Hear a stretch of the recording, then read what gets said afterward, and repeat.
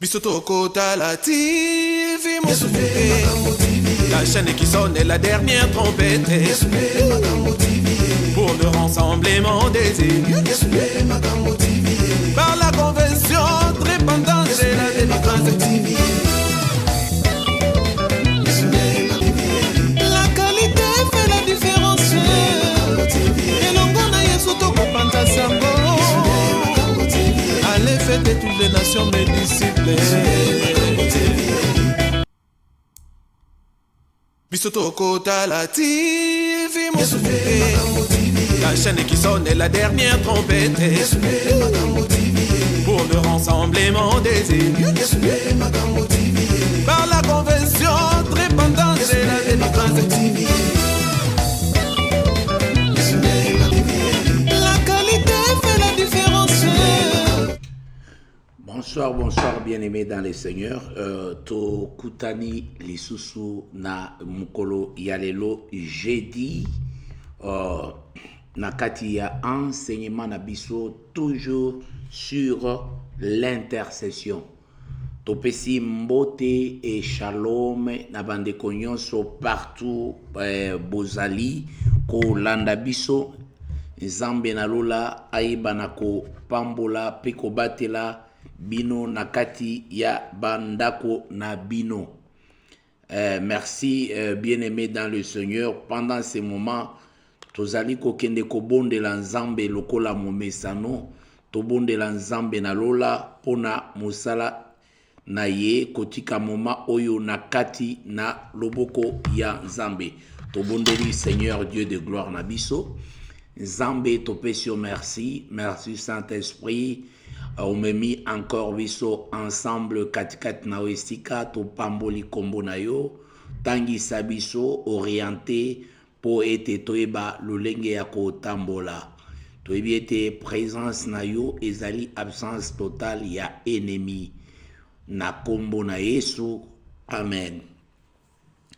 Alors, bonsoir bien-aimés dans le Seigneur partout au Isika Bino Bozali ko se retrouver na kati na pokwa na lelo topesi bino mbote penza na kati na bandako na bino bisika kimia ezalite tuka ete kimia na Nzambe ezala na bino moto nyonso oyo azali kobela tuka ete abikisama na kombo na Yesu Kristo. Yo moto ozali kolala peut-être pongite tika ete Nzambe apesa yo pongi kitoko. Voilà, bien-aimé dans le Seigneur, ezali toujours bonne nouvelle parce que la parole de Dieu pour nous, c'est une bonne nouvelle chaque jour.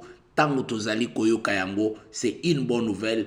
Tango tozali ko partager yango. Ko umela liboso na elongi na Nzambe à tout moment. Ezali eloko ya motu ya. Pourquoi? Parce que ndesika tozali kozwa quand même makasi na biso ya kolonga oyo nyonso satana azali kosala na bomoi na biso.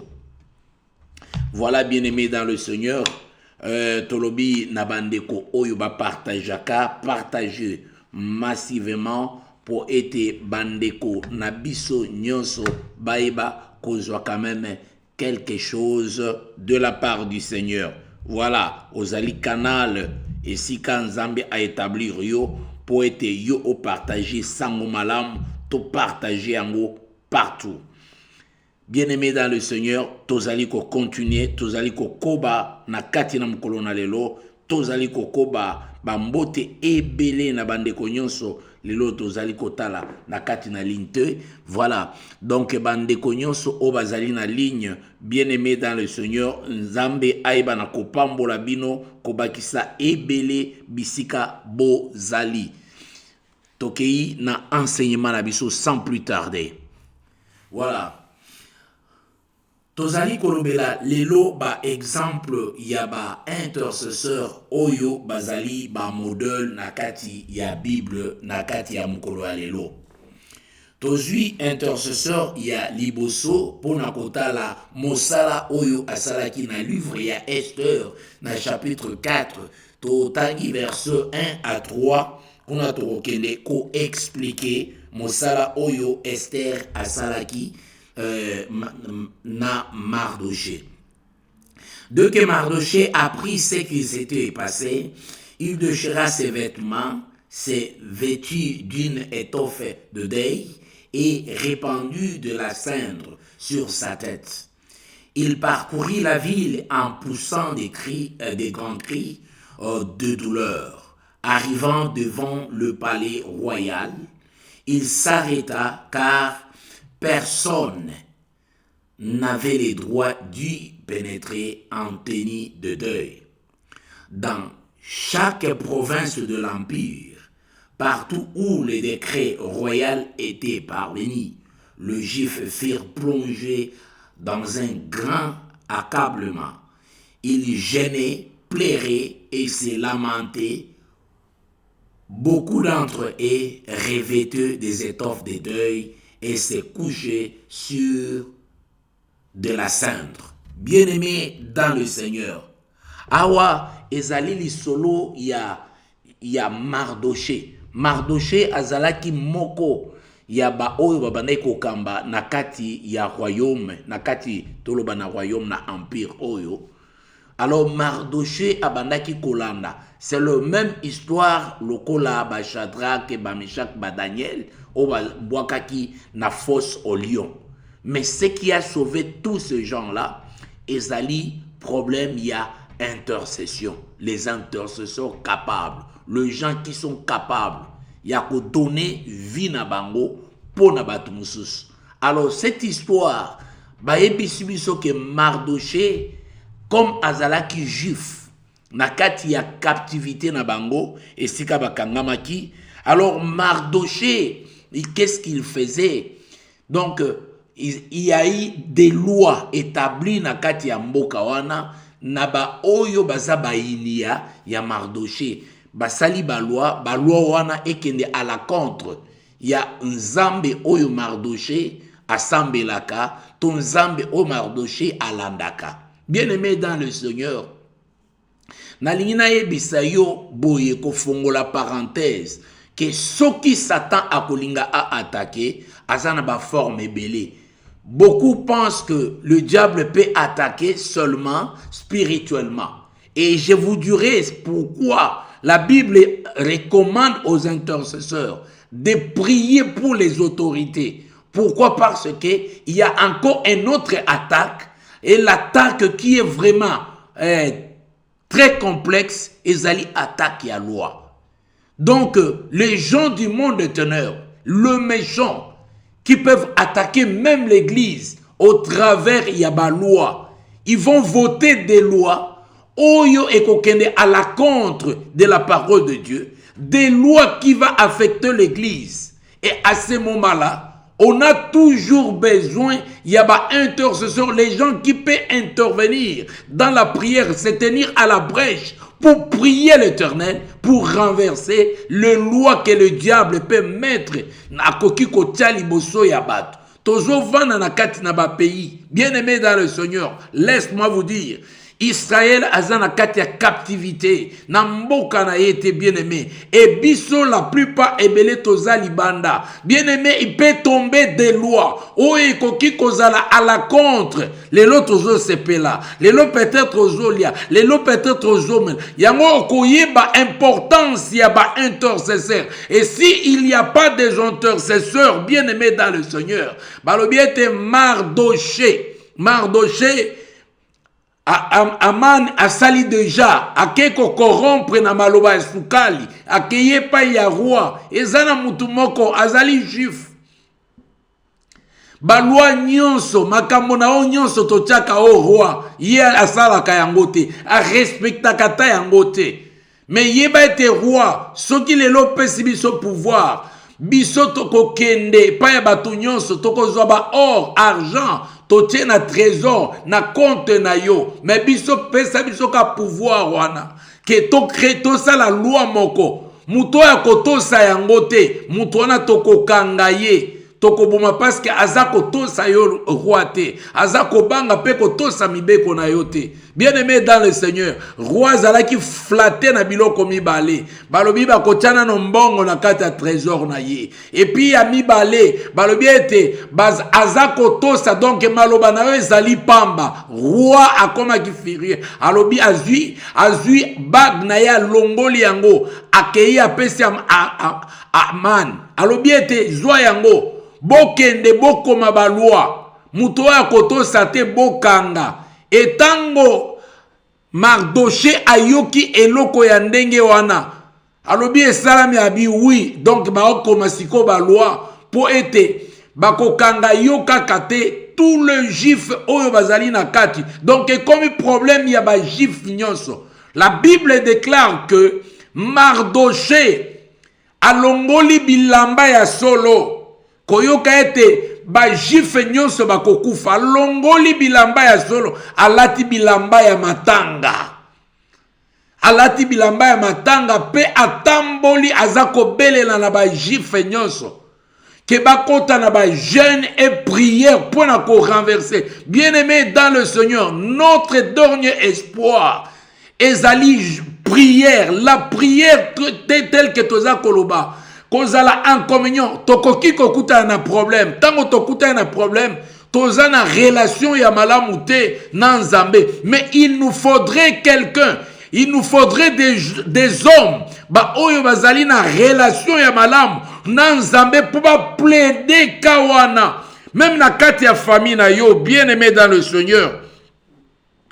Et si kozali, donc tu peux être quelqu'un qui peut plaider encore. Encore, ko bonde la Nzambe pona tuna na famille na yo. Ko bonde la Nzambe pona tuna na pays na yo. Ko bonde la Nzambe pona tuna na etonga na yo. Ko bonde la Nzambe pona tuna na ba para na yo. Soko zali mwana. Ko bonde la Nzambe pona mobali na yo. Soko zali mwasi. Ko bonde la Nzambe pona mwasi na yo. Soko zali mobali. Ouais, qu'il y a un problème, que solution ezali kozwa maté. Bien-aimé dans le Seigneur, il y a d'autres choses. Tokoki koloba, olobi, mais oko se fatigué na koloba. Mais ezako nécessité. Prière moko o ezali sainte, prière moko o ezali dédié, o se dédié. Bien-aimé peuple ya Israël, ba décréter jeûne et prière.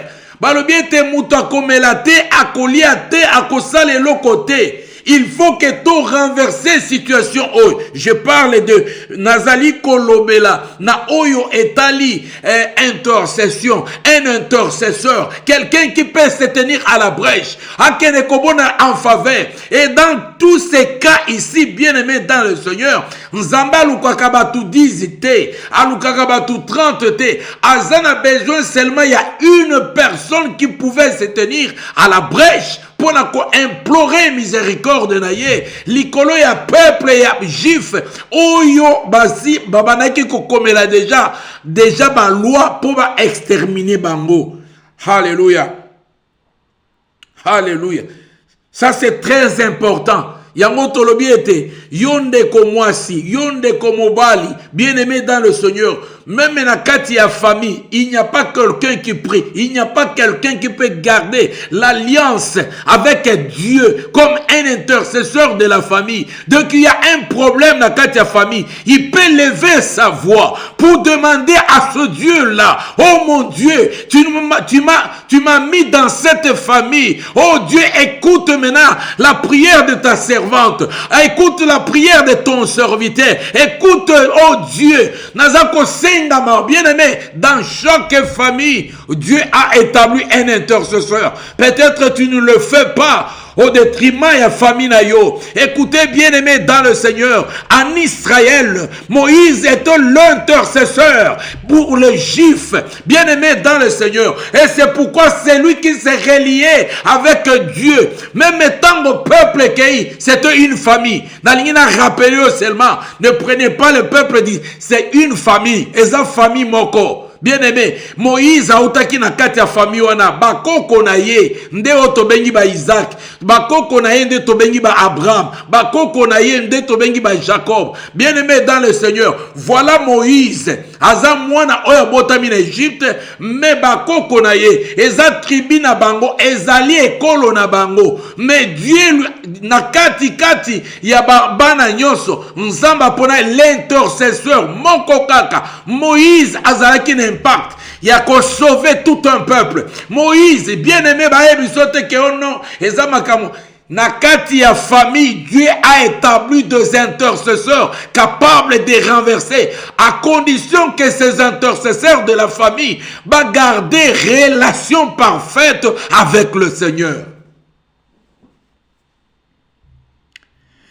Et ceux qui vraiment ont gardé relation parfaite avec le Seigneur, dans la famille, donc il y a un problème, Dieu va t'appeler même à la montagne. Viens, je vais te parler. Viens, je vais te parler pour la famille nayo. Parce qu'il y a quelque chose qui va venir bientôt. Viens, je vais te parler. Voilà Eloko Ezakoleka. Viens, je vais te montrer. Bien-aimé dans le Seigneur, la Bible dit invoque-moi et je te réponds. Mais lorsque un intercesseur de la famille, ici les lois, on a touché mingi famille. Lorsque l'intercesseur de la famille va s'élever et il va se tenir à la brèche, Seigneur, qu'est-ce qui se passe dans notre famille? Bien-aimé, bokomona yango na kati na ba famille biologique que la plupart entre parenthèses. Balobike na ba Congo noko a joua Carole, tata mwasi boye, soki na banani a joua Carole moko boye. Ye mutu azalaka wana pona ko régler ba situation. Ce qui situation est simbité, bato bazako kufa, bato bazako mona passe, bana bazako balate, babani ko benga, batuana, balobiete, pourquoi est-ce que besoin mbongo alibalate? Pourquoi? Donc, il y a toujours, même la kati ba coutume, na ba tradition, il y a toujours mutu moko oaza intermédiaire. Et lorsqu'il y a des problèmes, bozako soupçonner qu'il y a koyeba cause. Pourquoi Makamboyo Oeza? Donc Azali intermédiaire. C'est un intermédiaire Oyo Bato Azali Kolanda. Bien aimé dans le Seigneur. C'est la même chose avec l'intercesseur. L'intercesseur est l'intermédiaire. Nakati ya etonga ya nzambe, nakati ya mboka, nakati ya tribu, nakati ya génération. Il y a des intercesseurs auquel ceux qui abandi koloba nzambe lobike nazo yoka et nzambe azali soumis. Bien aimé totanga kiango lobi nzambe azali soumis à koyoka ba intercesseur wana pe ko sa la volonté ba intercesseur wana. Est-ce que vous comprenez les kambo oyo?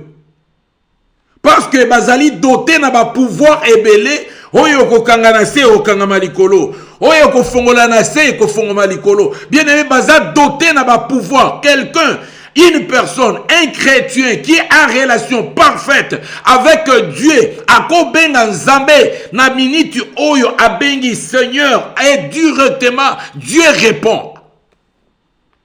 Nzambe zo répond. O témoni nzambe e ya nzambe e umelaka. Oui, c'est vrai. Nenge balobiete ya nzambe e umelaka. Ezo dépendre na muto ya zo benga. Bien aimé dans le Seigneur. Ezalaka ndenge moko na kopesa yo exemple. Ozali na portable na yo. Na portable ozali na répertoire. Na répertoire ozana ba numéro ya batu nyonso. Yo moko yebi ba numéro oyo otia na bande rouge. N'est-ce pas? Oyo relation ezalaka malamu te. O gardaka yango na portable na yo, mais ceux qui mutuana bengi okoki koyamba te. Oko répondre pété. A commis pe message. Donc eko koma nango ata bleu te, eko changer te. Po mutuana déjà o classa ya na bande moko boy. Donc oko yoka yete. Donc pourquoi? Parce que relation na yo na mutuana eza kitoko te. Moto mosusu oko akoki ko benga oyambi pe oyoki. Dès que oyoki azozelo répondre pété. Ye pe so kaza ye pe na compte moko boy songolo. Bien aimé, ce qu'on dit kaka attitude na biso na kati ya ba portable otozali na yango eza ndenge moko ce qui se passe sur le plan spirituel na Nzambe. Ceux qui ont une bonne relation na Nzambe alingaka pe ayoka yo mingi. Bien aimé, qu'est-ce qui se passe? Eza direct. Dès que numéro est ah, wananani, Pasteur Doudou, directement, boni, olobini ni kuna, on a ça moyen zate, père. On a ça moyen zate. Siko rapport ezani.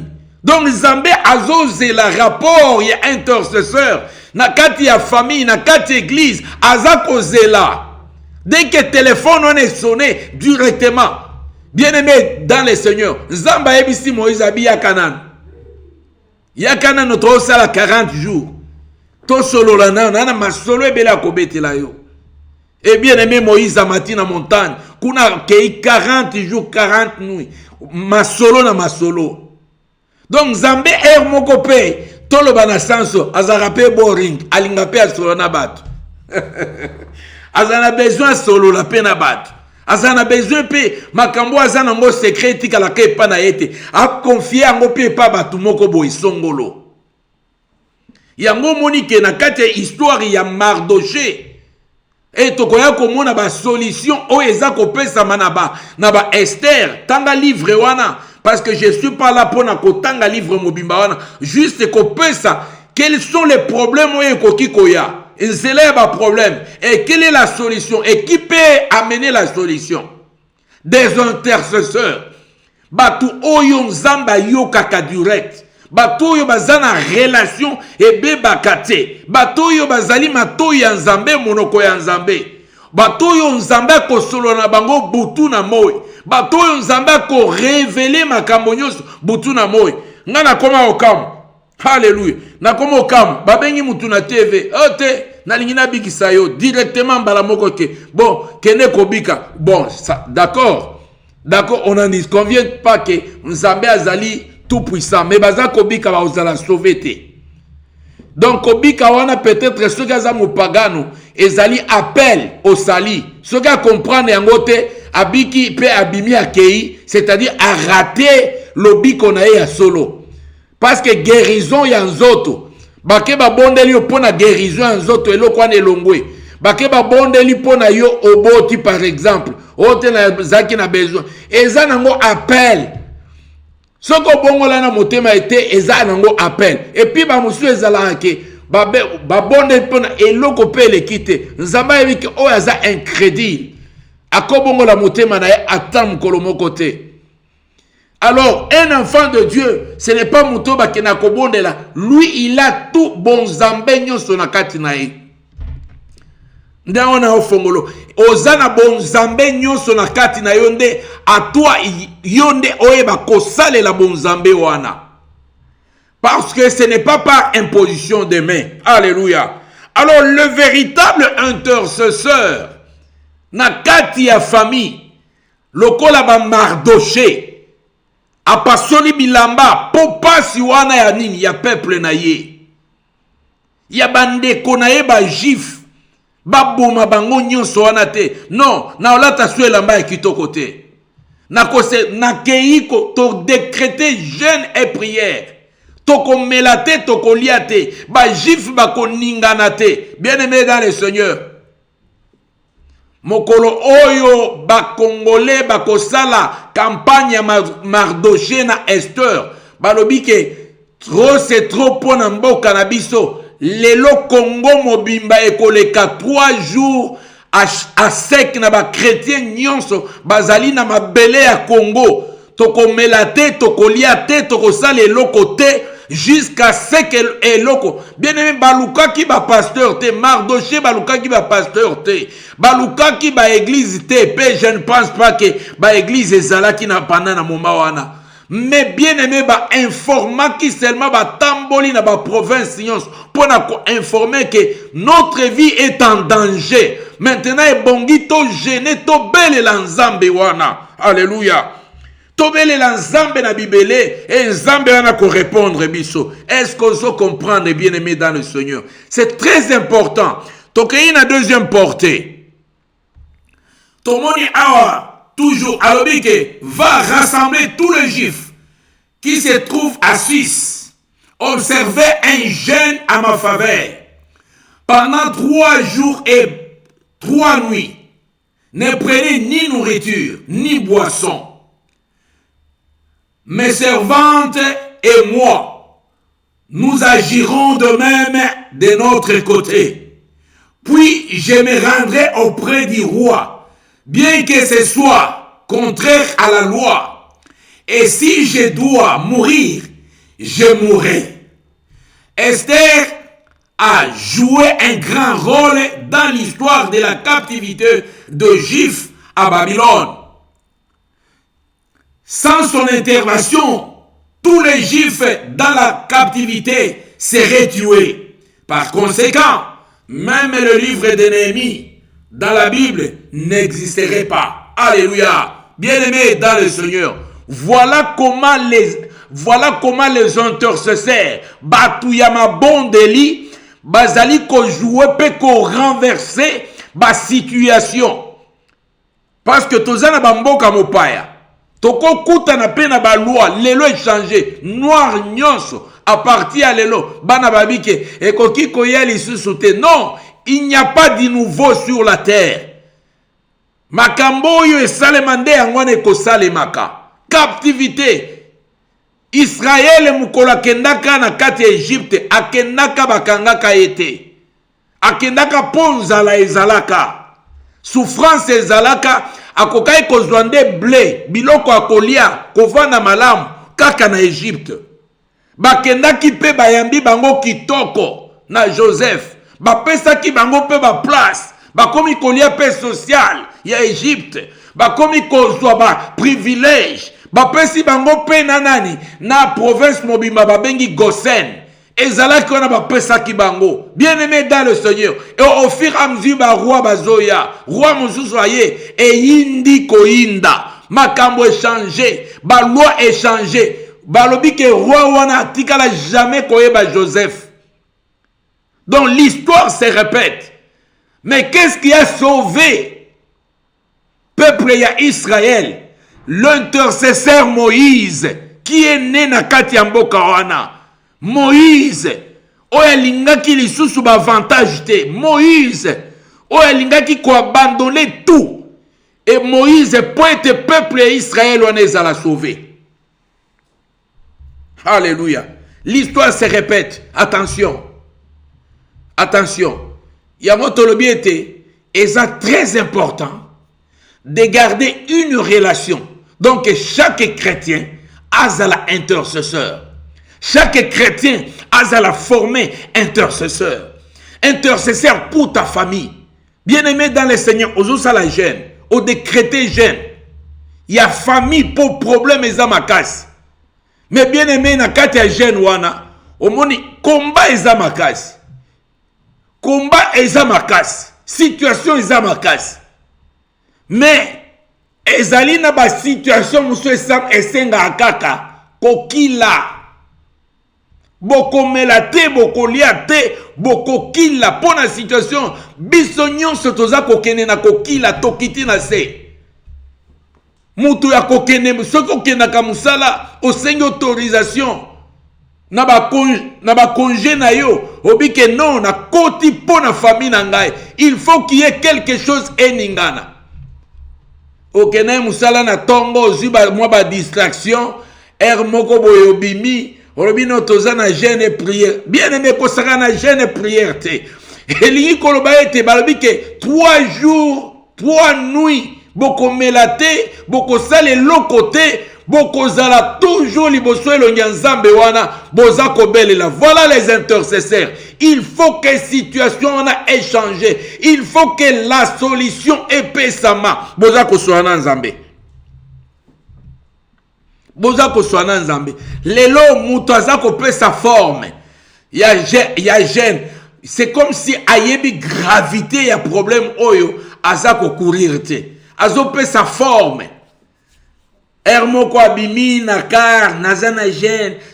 Tout autour, na kati anzela, distraction ezali, nini ezali. Qu'est-ce que koki ko coûte yo 3 jours seulement na kati ya vie na yo pour au délivrer, pour au sala action moko ya munene devant le Seigneur.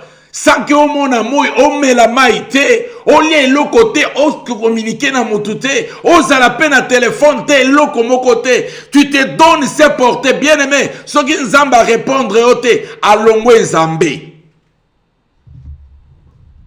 Nous ne faisons pas oyo bande ko belé ba sacrifice babana ko sala na Bible yangwana nous n'avons pas directement na ba toujours kuta na ba solution directement. L'exemple de Daniel dans Daniel chapitre 9 verset 1 à 3. J'ai tourné ma face vers le Seigneur Dieu afin de recourir à la prière et aux supplications, en gênant et en prenant le sac avec la cendre. L'intercesseur n'a pas peur de souffrir dans son corps pour le bien de ceux dont il adresse ses prières au Père. Bien-aimés, comprenez ces histoires. Nazongeli Daniel. Daniel a l'obiboye. J'ai tourné ma face vers le Seigneur Dieu afin de recourir à la prière et aux supplications, en gênant et en prenant le sac avec la cendre. L'intercesseur n'a pas peur de souffrir dans son corps pour le bien de ceux dont il adresse ses prières à Dieu. Alléluia. Bien-aimés dans le Seigneur, nous parlons des choses très importantes pour dire ok. Daniel oyazalaki premier ministre. Daniel ayibi que problème est comme ils sont pour na peuple na ye. Daniel a dit que ezala loi, ezala maloba, ezala ni ko sauver, il faut na recourir dans la prière. Aluki subatumi balete misatute. Je vais retourner dans la prière maintenant. Et prière o ezali décisive. Nakoki jamais ko bimanakati ya prière nangaite. Soki nzamba répondre ngate. Lisez les livres de Daniel. Vous allez voir qu'est-ce qui s'est passé avec Daniel. L'intercesseur, il y a peuple naïe. Bien-aimé, Israël à chaque époque. Azalaki toujours na intercesseur oya banay côté les ma bien-aimé dans le Seigneur. Beaucoup mona ba Néhémie, yango kotanga ba livre ya ba Néhémie, tu verras des intercesseurs puissants pour na ko délivrer peuple na bango. Dieu ne cherche pas 10 personnes pour na ba intercesseur, c'est seulement une personne. Oyo a commis dédié corps et âme à Bossani Nyonso, à Linga se communiquer seulement avec ces dieux-là. Et Dieu agit, je vous dis clairement. Ça c'est la parole de Dieu. Dieu agit. Israël a vaincu beaucoup de combats à cause de véritables intercesseurs. À cause de l'intercesseur et solo. Yango moni que na intercession lokola eza mission moko très dangereuse. Keba soko zokota na intercession a problème moko ya makasi. Kokota na mutute. Parce que akoki kokota na yo me yaza ko ima akoko ma barrière na intercession. Akoki kotia barrière ataza na kindokite me boza esprit mon côté po yazo kanisaki photo si saka mbangu po jeudi ngai fona zana musala azo compter ba chiffre ya mbongo ya kozwa. Yé problème na yé ezali ke non omona ke non yé azana kati wana mais azana yo na nzoto mena molimo azalité. Et c'est pourquoi dans l'intercession on ne cherche pas le nombre de personnes na quatre équipes intercession. On a besoin des qualités des gens qui se dédient, des gens qui s'abandonnent voués à l'éternel, les gens qui peuvent chercher l'éternel. Na kati ya motema na bango mobimba pour que ba bouger les choses, ba renverser, ba donner, ba équation à la changer. Ce sont ces gens-là. Ce sont ces gens-là. Tozo lukabango, ti sikoye bazo lukama. Ba Daniel ya époque na biso. Daniel ya famille na biso. toluka ba Mardoché ba Esther, toluka ba Moïse, oya biso nakati ya ba famille na biso. Les gens meurent, bato bazo kufa, parce que il n'y a pas d'intercesseurs fidèles, fiables. Moto yazoko relié famille mobimba nanzambe. Je vous donne l'exemple de Moïse et sa famille azako relié tant même que nzamba azako tomboka. Je vais exterminer ce peuple. Moïse a dit ne le faites pas. Kokanisa kutu yango te o faire périr bango ao. Masolo na peuple ba ebité. Mais Moïse a dit déjà que décision moko Yamabe alingi a frappé bango. Alingi a frappé bango. Moïse a lobi tellement ko frappé te. A rappelé kutu a lobi que mettant au pharaon koyoka bien aimé ebi histoire wana. Donc l'intercesseur aza moto oyo aza ko kitsa kanda ya nzambe azolobela en faveur ya peuple. Kanda ya nzambe aza ko diminuer partie intercesseur. Et c'est pourquoi les sacrifices de notre Seigneur et Sauveur Jésus-Christ à la croix et qui dit ça kanda nyonso ya nzambe et les prières. C'est pourquoi quand nous faisons la prière, toza ko s'adresser à un véritable intercesseur. Bien aimé, pourquoi? Parce que biso na kati ya ba prière na biso tellement que tokoki ko atteindre niveau ya sainteté bien aimé dans le Seigneur. Maintenant notre prière pour épousaner que n'est pas ya papa, il faut ekoma et pas ya Seigneur et que Jésus avec son sang a lavé yango, a justifié yo, après nde a zui sikoyo prière wana, a memi yango liboso ya papa. Yango la Bible déclare, l'Esprit lui-même intercède pour nous dans des soupirs inexprimables. Parce que nous ne savons pas même ce que nous devons dire dans nos prières. Parce que ma prière n'a biso mingi ezalaka vide. Maintenant, Nzambe na bolingo na Dieu bon. Nzamba za bien. Nzamba za bien. Peli lo banzambe za bien. So comprendre ngo koka ke za bien. Nzambe azui intercesseur mobimba. Oyo azali na tâche te. Oyo azana problème te. Aye ko vandisa ye na kati na yo. Le Saint-Esprit na kati na yo. Et la Bible déclare, l'Esprit lui-même intercède pour nous. Voilà. L'Esprit intercède pour nous dans des soupirs inexprimables. Donc, na kati ya langage moko bien codé, oyo même Satan koki koyoka te, azali ko s'adresser prière wana epai ya Nzambe pour na tina na yo, pour apesa yo eloko eza convenable. Yango wana ko bebisaka relation na yo te na Saint-Esprit bien-aimé. Parce que il y a des choses tango Saint-Esprit aza ko agir au tikeli terrain ya vie na yo.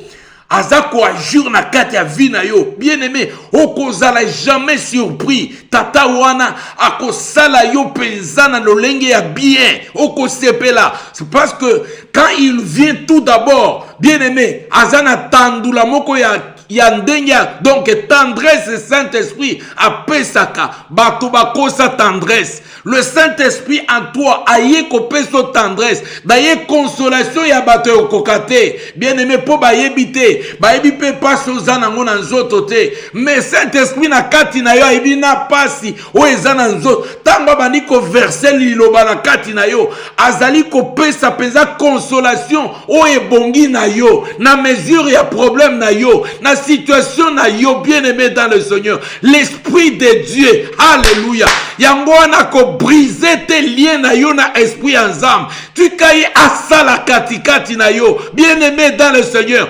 Okolukaka conseiller te, parce que tu as le véritable conseiller en toi. Il a fait ton corps sa maison, son temple, là où il est en train de prêcher, il est en train d'exhorter, il est en train de consoler, il est en train de fortifier.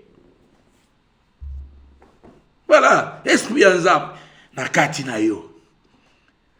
Azo sala misala nyonso wana. Tandis que Mardoché, il fallait Esther à intervenir. Mais pour yo, intervention kota sur libandate. Ce qui Saint-Esprit ça vani na kati na yo. Et c'est fini. On a déjà béni. Okoyoka olembi, oyoka abandiko yemba. Abi momoyo, il faut kaka na yemba. Na kati na ye. Au sentir que esprit za ko pousser yo. Ba kantique bandiko mata. Ba louange bandiko mata. Ah, ozalaki do oyoka moi parole bandiko rappeler yo. Bien aimé na moment na ko rappeler ka ba makambo ya bien, abaniko fortifie ko telemisa yo. Alléluia. Gloire soit rendue au Seigneur. Saint-Esprit aza penza bien. Aza penza bien. Na éviter chose comprendre aza penza bien. Yango wana. Tozali ko avancer. Ah. Alors, intercesseur, Moussala Naye, les combats de l'intercesseur contre le plan satanique. On moni? Pourquoi toujours le faut azala équipé? Parce que intercesseur azali sikoyo na combat contre le plan satanique. Na 1 Pierre chapitre 5 verset 8 et lobby. Soyez sobres, veillez. Votre adversaire le diable rôde comme un lion rougissant, cherchant qui il dévorera. La Bible nous dit très clairement que dans le dernier temps, l'Église de Jésus-Christ se fera face à la colère du diable déchaîné. Satan sait que son temps est court et il essaye de toutes ses forces de dévorer le peuple de Dieu. Dans Apocalypse chapitre 12 verset 12, où le diable dirige-t-il sa colère? Il vise les familles partout dans le monde et dans son plan. Son plan est simple. Apporter la ruine et la destruction dans tous les foyers où il les pourra. Bien-aimés dans le Seigneur, combat, il y a diable et il y a liboso, c'est contre les familles. Contre les familles et les foyers. Parce que il faut qu'on comprenne que eza na kati ya ba famille, to na kati ya ba foyer, nde esika bonzambe. Famille abana ko attaquer famille d'Israël, mais abandaki na wana te parce que tango amoni mobile zaki ye moko atika ko sala eloko wana te. Atika la pe ko sala attaque te.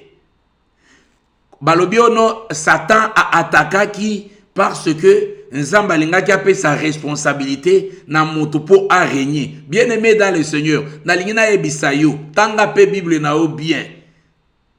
Tango Nzamba sala ki moto, bokonzi wana apesa ki angote na miso mwasi. Apesa ki déjà nyonso na reine makambutu na kati ya jardin. Wana nanu mwasi ayete. Satan zalaki wana.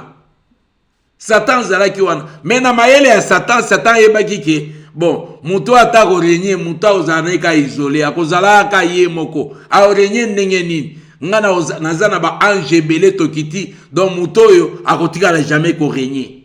Le problème ya Satan et ye tango amoni mwasi akelami parce que yebaki que dès que mwasi akelami multiplication e kozala ba kozala ebele maintenant ba kozwa contrôle le jardin mobimba. Pour le moment, ngana ba ange ange dessus ba tutu nazana bango ao. Mais destruction wana ekosalema na niveau ya nini? Soki ba komi ebele, en tout cas bango ba kozwa contrôle. Alors il faut na détruire couple oyo. Yangwa ke kokotsa semence na kati ya mwasi. Attaquer pour azala mutu liboso akoti sa semence na kati ya mwasi. C'est ça le problème. Donc combat et bandi wana akotisa na kati ya mwasi. Mais ye combat na ye eza contre ba famille. Aza ko détruire ma famille. Aza ko détruire bana. Combat na ye yango wana. Tango bino bo sale église akoti lisu na kati église. Donc eza église na ba famille nyonso. bato nyonso baza ko porter marque ya Seigneur Jésus-Christ baza en guerre, en conflit contre Satan. Maintenant tant baza ko ya po abana ko evre banani bazali ko telema na manduki pour être ba empêcher, ba combattre, ba dévoiler, ba plan nyonso ya ennemi. Ce sont des intercesseurs, les hommes de prière, les hommes qui ne dorment pas, qui ne somnolent pas, qui prient à tout moment. Bazali en contact na Nzambe. Nzambe za ko révéler bango ba plan nyonso ya Satan. Bazali ko mema ko ya ko pesa biso ba technique makambo ebongi to comment il faut combattre. Bien aimé, un intercesseur, c'est un grand monsieur dans l'œuvre de Dieu. C'est un grand monsieur. Nako sote, c'est un grand monsieur, un noble dont mutumoko yali sekite. Une personne que le monde des ténèbres tremble. Et ça devant un intercesseur. C'est lui qui s'accroche, c'est lui qui communique, c'est lui qui est tout le temps avec Dieu. C'est lui dont Dieu parle à tout moment.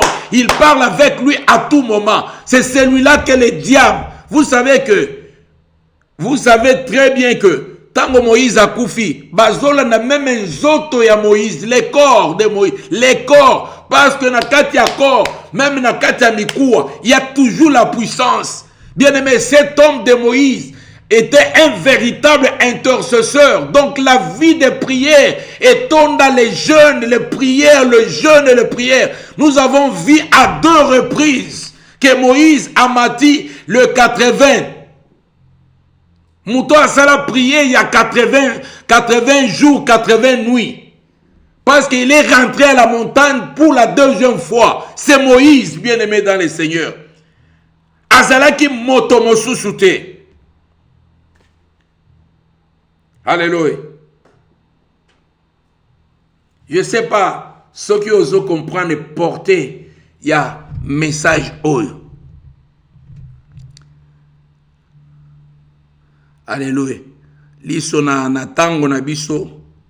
Liso mususu na. Alors, yango tolobi ete.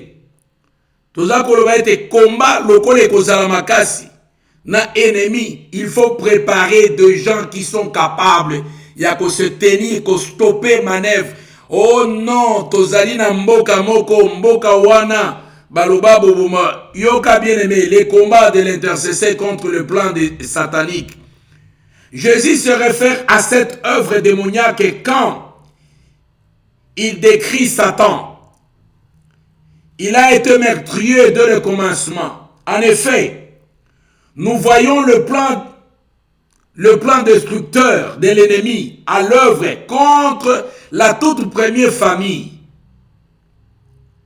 C'est le diable qui est entré en Caïn et qui l'a convaincu de tuer son frère Abel. Alléluia. Donc, destruction et bandit. Et pour arrêter, pour la cause de la révélation, Yakoyeba, toutes ces choses-là, voilà, il fallait avoir ce que nous appelons des intercesseurs. Oyo miseza kofungwama, oyo baza toujours à la brèche, à l'écoute de Dieu, à tout moment. Ba oyo balati tenue de combat, pour babunda, bien aimé dans le Seigneur. Bazali prêt à combattre jours et nuits. Alléluia. Lokola mapinga batelemi bazali ko bunda. Lokola mapinga bazali ko sala plan ya ko attaquer monde ya ténèbres. Bazali ko attaquer monde ya ténèbres, bien aimé dans le Seigneur.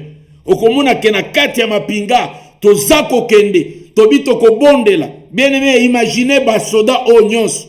Ceux qui bazalaki ndenge Josué azalaki. Je pense même que même guerre ya est. Et c'est si la cala. Et c'est si la cala. Parce que tout commence dans niveau de la spiritualité. C'est dans la spiritualité. Nyonso eza esprit. Nyonso eza esprit. Nyonso eza kobana na molimo. Soki olongi molimo, nzoto eko obéir. Mais soki nzoto ezui place, molimo akosala eloko te. Il faut qu'on yeba makambo bien aimé dans le Seigneur. Et il faut aussi qu'on comprenne ces choses. Lolenge ezali, il faut qu'on comprenne ces choses. Je vous dis vrai, des choses vraies. Il faut qu'on comprenne, porter un message. Et là, toujours, nous sommes dans la partie. Et l'homme noble était déterminé quand il est venu vers Jésus.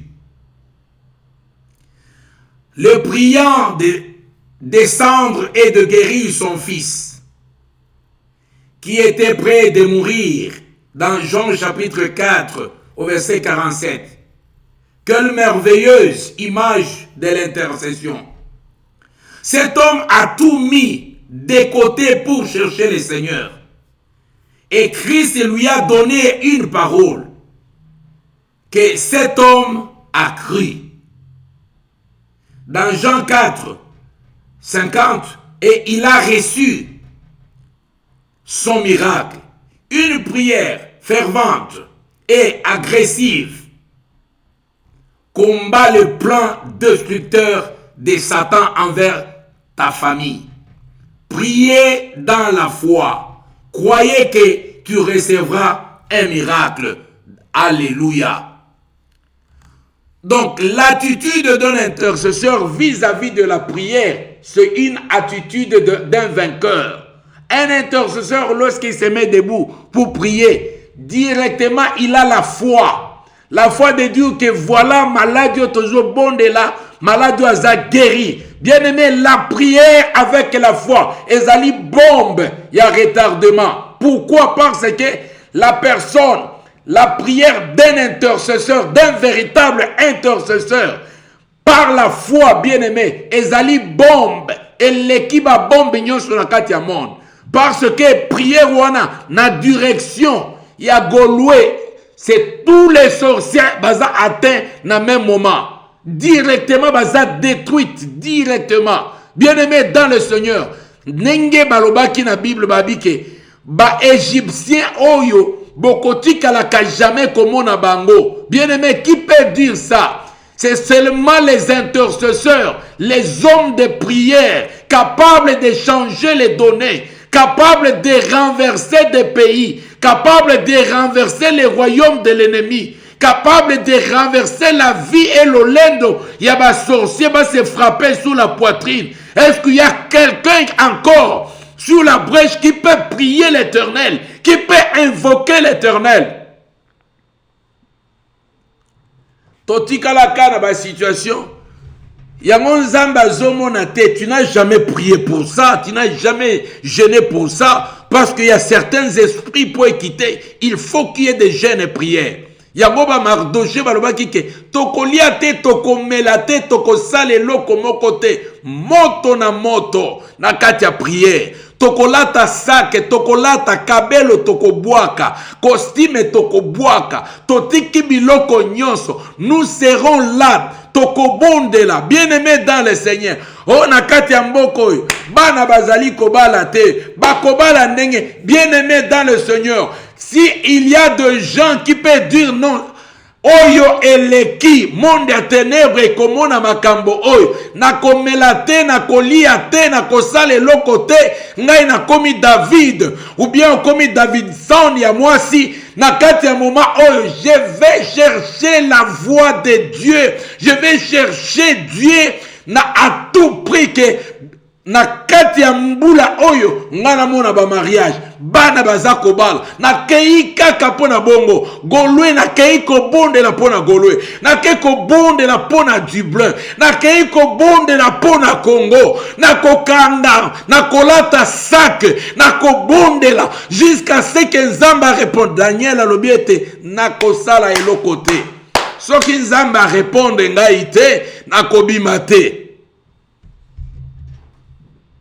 Nous sommes plus aveuglés par le luxe, par l'envie, par les choses que nous avons besoin. Aujourd'hui, la prière ici, la mbangu. Ndenge bataille la ego total montre. A combien de minutes, kuna na lobaki ke moini akokota lisusu te. Nabina ko combattre na ba front nyonso. R n'a ko respecter R. So il n'a bandi retard aussi ça vend, aussi ça toujours à l'air. Mais R n'a ko respecter R. Na ko bunda na mo ini satana na makambo ya R. Parce que yangwana tiena mutu ya bana na nzambe, eza problème ya R.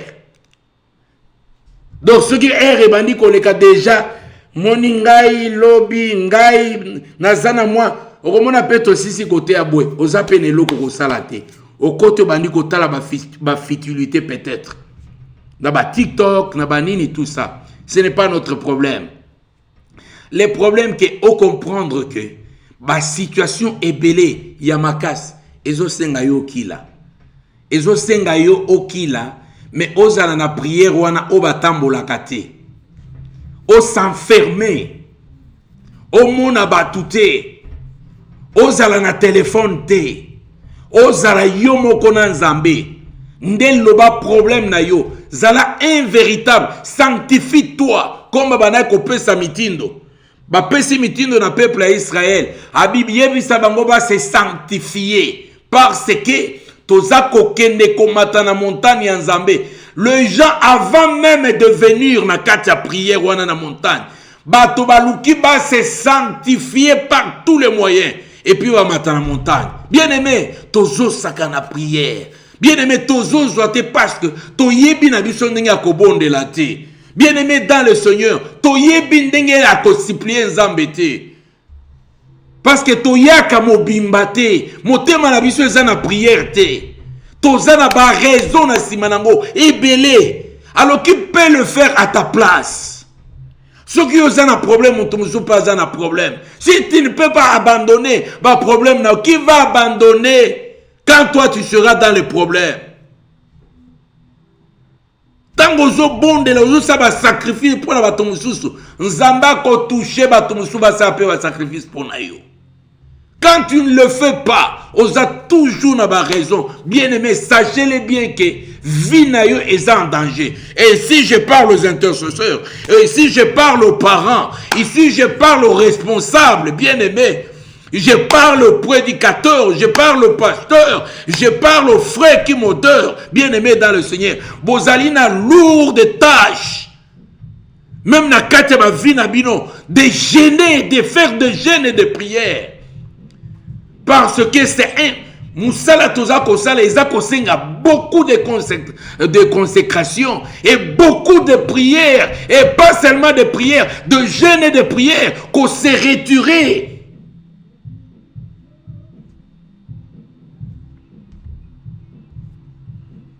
Alléluia. Aujourd'hui, il a toujours mon pasteur Léon Koloba qui voilà. Tozala na jeûne et prière. Wana oye mais tango bandoya ozota la paix, ozota la air. Ozota la air et kosila ndeng air nini. Pona zana mwa msala moko buena kosala. Bien aimé pona nini oye. Ozade a diviser prière na yo nzamba koyoka yote. Nazo décourager mutu moko, ceux qui t'ont annoncé prière. Au moment où on a besoin prière, on a besoin seulement d'une personne peut-être. Mais ce qu'on y a eu décision, il y a une prière wana, il y a kapoku ta nzambe na lolengi ya solo. Zala na attitude, il y a un véritable intercesseur et tu auras ta réponse. Dieu n'est pas un homme pour mentir, ni un fils de l'homme pour se repentir. Il me reste que 3 minutes. J'observe mes minutes. Alléluia. Tokuta na mukolo ya lobi eza mukolo yo ne tokoyeba ko clôturer message na biso sur l'intercession lobi na 20h toko clôturer message na biso sur l'intercession kozanga te partager yango massivement bisika nyonso yo ozali tu kete nzambe na lola ayeba na kopambola yo opambolama opambola mapenza makasi nzamba pambola yo yo muto zalaki na biso yo muto bandaki na lolenge to silisi nzamba eba na kopambola yo. Que le bon Dieu te bénisse abondamment. Bondela mingi pona tuna na ngai moto aza kopesa message oyo bondela pele pona yo moko moto yo za koyoka Zambe na lola ayeba na kopambola bino tokutana na mokolo na lobi na kombo na Yesu na bondeli mpo na yo. Seigneur, butu ya lelo ezala lipamboli solola na bana na yo. Saint-Esprit console moko na moko, loboko na yo ezali kona moko na moko na kombo na Yesu Kristo. Amen. Nzamba pambola bino wa bino Pasteur Léon. Au revoir. Bisotoko la TV, la chaîne qui sonne la dernière trompette. Pour